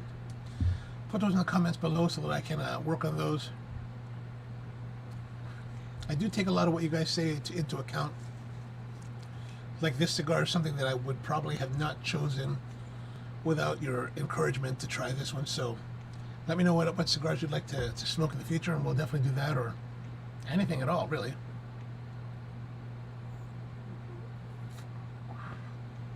Even any coffees that you'd like to be seen.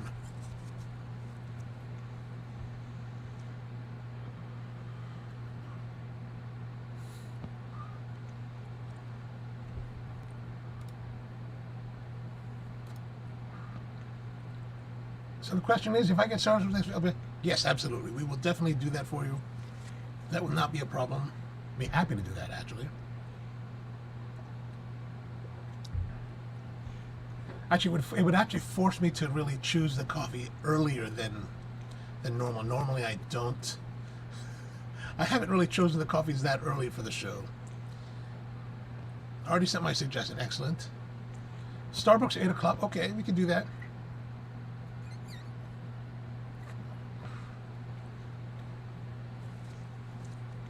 Maybe I can do like a chocolate frappuccino one day. That might be kind of interesting. The only problem I think about Starbucks Frappuccino is that they use a powder base. So it's got a powder base that has flavoring and sugar, and I believe they use a non-dairy creamer, or maybe they use dried, non-fat dried milk in their mix. And they use also some thickeners. I believe they use some kind of thickening agents, like a xanthan gum or something like that, to give it more viscosity. I personally like it. When we used to have the old Shave Ice place in Timonium, and I had the ice cream machine, we used to do like Frappuccino style drinks. So we would take ice cream, flavoring, milk, ice, and espresso, and blend it all together. So it was really more like a coffee milkshake. I like that a lot. I think that's always good. Coffee booze. Yeah, this is pretty close. We're using a little bit of the booziness in this one. Oh, pair those coffee. If we can get rollies. Do they still make rollies?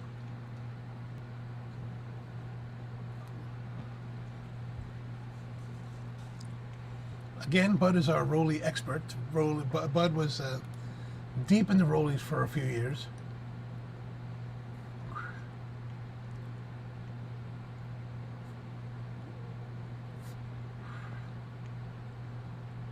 Yeah, we're really burning it down to the nub now.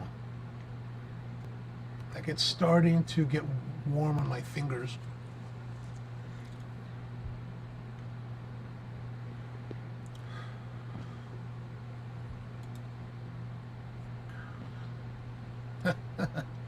Rolling with the rollies. I like that. Bud says, no, you will never live that down. You'll be dead and we'll still be talking about it.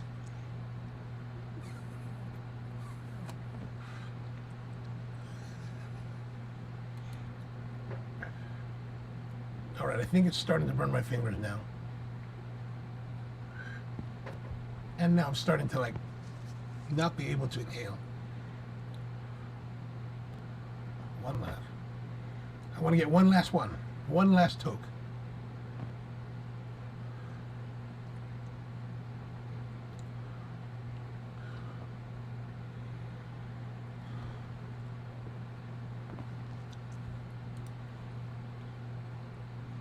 Okay, you give a heads up on alcohol. Okay, not a problem. Not a problem.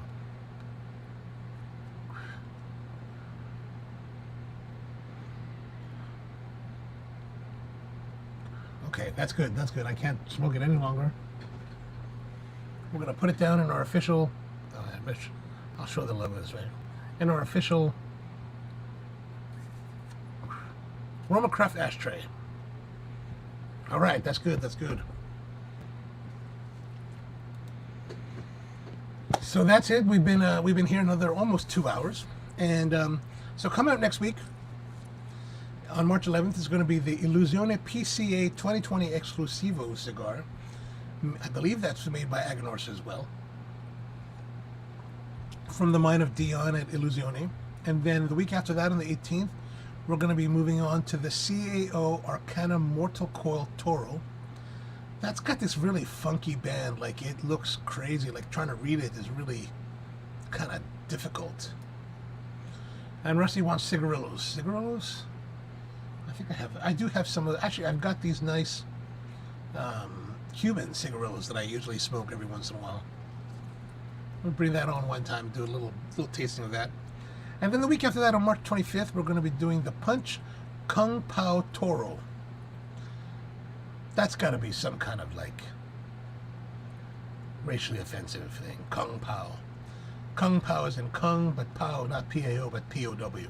Like, Pao. So that's coming up in the next couple weeks. And so next week, Illusione PCA 2020 exclusive, CEO Arcana Mortal Coil Toro, Punch Kung Pao Toros will be a week after that. So get those and we'll be smoking it. So I guess that's going to be good. Thanks for tuning in. I really appreciate you taking the time with me. As always on Thursday night, we'll be back again next Thursday at 8 p.m. Eastern Standard Time. Oh, actually, maybe by then we'll be back to Eastern Daylight Time. So I think next week maybe this week or the week, maybe, I don't know, whatever. We are changing time zones. Here at the Roastery, I have not changed the clocks. Someone just posted this week that they're like, oh, we're changing within 2 weeks. I was like, oh gosh, well, I guess I don't have to change the clocks again. So, thanks for tuning in. See you next week.